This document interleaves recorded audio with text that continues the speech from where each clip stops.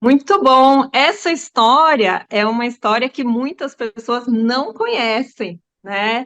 E para algumas até acham que é uma coisa recente, mas não é. A, a- o nosso movimento de educadores cristãos no Brasil, ele começou na década de 80. Né? A primeira associação que existiu de educadores no Brasil foi uma associação do Pará e do Amapá. Foi organizada ainda por missionários americanos, né? Foi primeiro, né, organização, primeiro agrupamento de educadores no Brasil lá, né, no início da década de 80. Essa associação, ela serviu de inspiração, né, para os educadores, né, do restante do Brasil, e no ano de 1986 foi quando surgiu a primeira ideia de se montar uma associação a nível nacional, e não mais regional, como foi dado início lá no Pará e no Amapá. Então, na 77ª convenção, né, lá em Campo Grande, no ano de 1986, se organizou o que na época se chamou a ERB, que era a Associação de Educadores Religiosos Batistas do Brasil.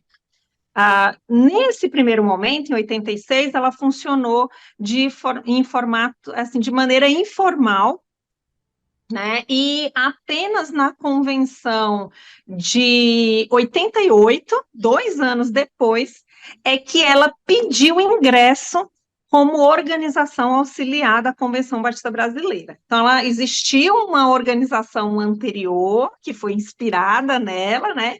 Em 86, há esse primeiro agrupamento ali, informal, e em 88, oficialmente passa a integrar a estrutura da CBB, ainda como a ERB.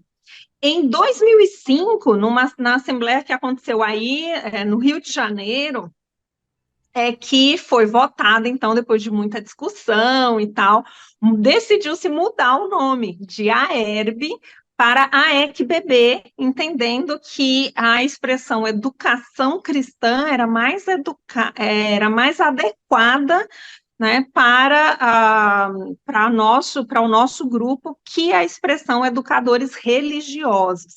Então, nós passamos a ter o nome de AECBB em 2005, desculpa, acho que eu falei 2006, né, mas foi em 2005, tá? E nós seguimos como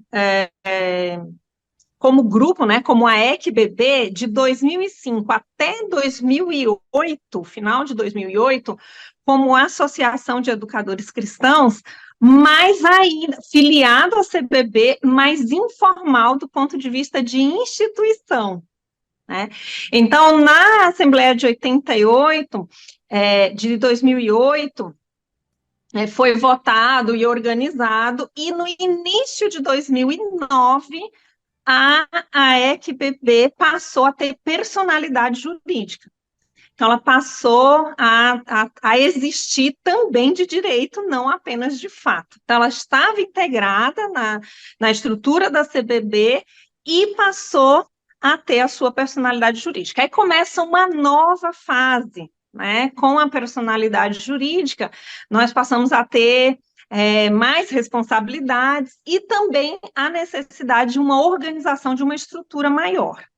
Mesmo assim, a gente seguiu de 2008 até 2020, ainda com essa personalidade jurídica, mas ainda sem uma formatação muito grande em termos de grupo, de estrutura mesmo. A partir de 2020, nós fizemos uma reforma no estatuto que abriu várias possibilidades para a gente, né, de organização, de estrutura. Nós passamos a ter um sistema de gestão, e aí começamos, então, a ter uma coisa bem mais organizada, estruturada. Novos educadores foram chegando, nós tivemos um avanço maior nas redes sociais, né, foi crescendo, né? Começamos com o nosso blog, o blog ele acabou sendo uma grande vitrine, né, da associação, e em 2023 nós passamos, então, de associação para